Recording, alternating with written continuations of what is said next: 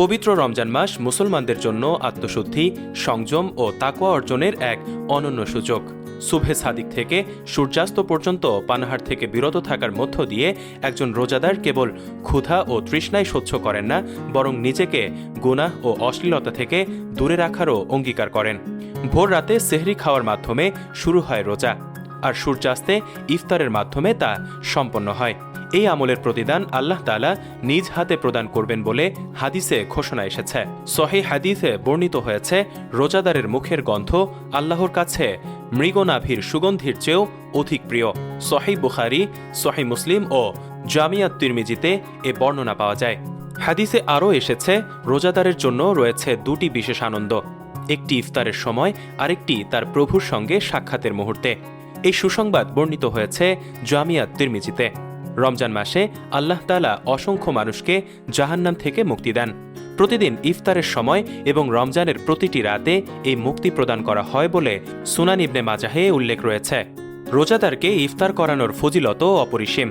যে ব্যক্তি কোনো রোজাদারকে ইফতার করায়, সে রোজাদারের সমান সওয়াব লাভ করে, অথচ রোজাদারের সওয়াব থেকে কিছুই কমে না। এ কথাও এসেছে জামিয়াত তিরমিজিতে। রাসূলুল্লাহ সাল্লাল্লাহু আলাইহি ওয়াসাল্লাম খেজুর দিয়ে ইফতার করতেন। তাজা খেজুর না থাকলে শুকনা খেজুর, আর তা না পেলে কয়েক ঢোক পানি দিয়ে ইফতার করতেন।